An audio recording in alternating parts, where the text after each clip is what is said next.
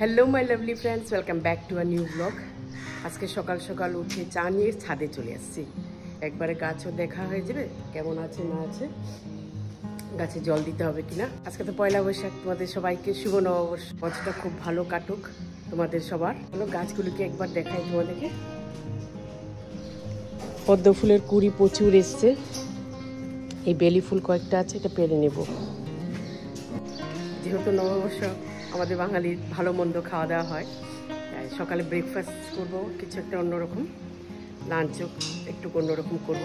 চাটাও খাওয়া হয়ে গেল, ছাদে দাঁড়িয়ে দাঁড়িয়ে এবার নিচে নামবো। যা যা রান্না হবে, কি রান্না হবে না হবে গিয়ে দেখে তারপর ডিসাইড করব।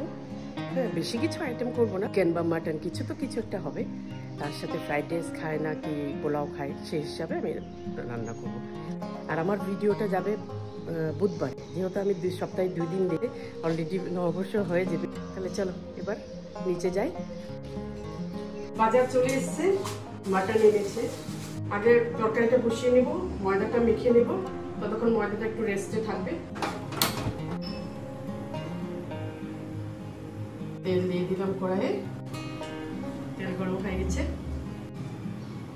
পাশে ফলও কাটা হয়ে গেছে।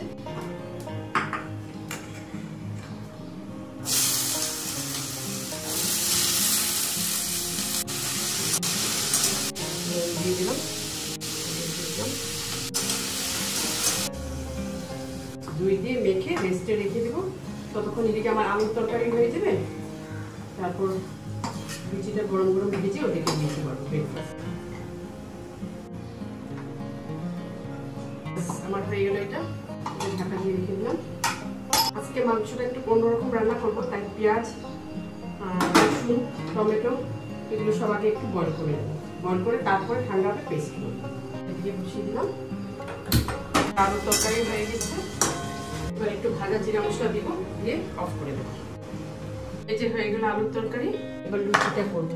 মাটনটাও ধোয়া হয়ে গেছে, এটাকে মেরে নিই, বসিয়ে দিই। এই যে মাটন, এটা তখন সিটি মেরে নিই। পেঁচে কেটে নিয়েছি, এবার কড়াইটা বসিয়ে দিই। চালে চলে গেছে, এখন এসে খেয়ে নেবে। হয়ে গেছে আমার লুচিগুলা, এবার ভেজে নিই। তেলও গরম হয়ে গেছে।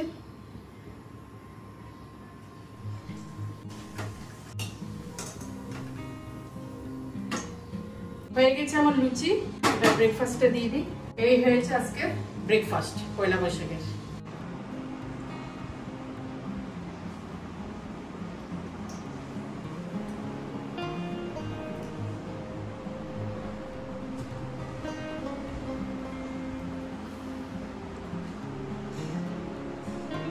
ঠাকুর দিয়ে দিলাম পয়লা বৈশাখের দিন, সকাল থেকে খাওয়া দাওয়া করিনি।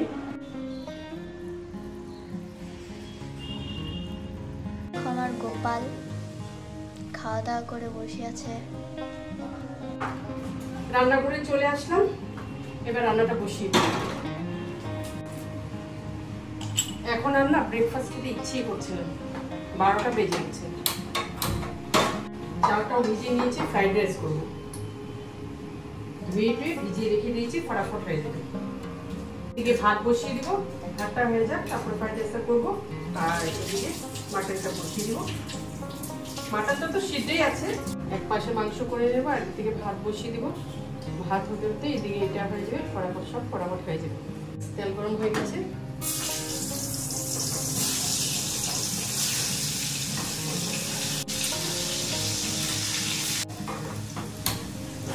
জলটা বসিয়ে দিই। আজকে গুড়িয়া তোমাদেরকে ওর গোপাল দেখিয়েছি। ও আমাকে বলছে, মামা আমি আমার গোপালকে দেখাবো। বলছে হ্যাঁ দেখা। ও পুজো টুজো দিয়ে দিয়েছে, গোপালকে ওই পুজো দেয়। যে মশলা বেশিক্ষণ ভাজতে হবে না, কেন কি আমি তো সেদ্ধ করে নিয়েছি, কাঁচা গন্ধটা সব চলে গেছে। ব্যাস কষানো হয়ে গেছে। এবার এখান থেকে মাংস তুলে দিয়ে দিব। আমি জল ঝরাইনি, জল সইতে দিয়ে দেবো, কিছু হবে না। এবার আলু দিয়ে দেবো, এইটা ঢাকা দিয়ে দেবো, তাহলে আলুটাও সিদ্ধ হয়ে যাবে। এদিকে আমার জলটাও গরম হয়ে গেছে, চালটা দিয়ে দেবো। ওইটা দিয়ে দিলাম, আর একটু চিনি দিলাম। অল্প চিনি দিয়ে দিলাম। ভাতে হয়ে গেছে। মাংসটা এই পাশে শিফট করে নিয়েছি, এখন ফ্রাইড রাইসটা এই পাশে করে নেব। ফ্রাইড রাইসটা বসিয়ে দিই, 1:45 বাজতে চলছে, বেশি দেরি করা যাবে না। রাইসটা দিয়ে দিই, ব্যাস গ্যাস অফ করে দিই। এটা হয়ে গেল, একটু নাড়াবো, বাস শেষ, রান্না শেষ, ব্যাস হয়ে গেছে আমার ফ্রাইড রাইস। পয়লা বৈশাখের ফ্রাইড রাইস, মাটন কষা করবো না, একটু ঝোল রেখেছি, কেন ছেলে ঝোল ছাড়া খেতে পারে না। আর এদিকে স্যালাড। এখন আমরা খাওয়া দাওয়া করবো। গন্ধ তো খুব ভালো বেরিয়েছে, ফ্রাইড রাইসে বলো মাটনে বলো। তো এনিওয়ে, ব্লগটা এখানে শেষ করছি। ভালো লাগলে সাবস্ক্রাইব করবে। আমি নেক্সট ব্লগ নিয়ে আবার আসবো। Till then, by.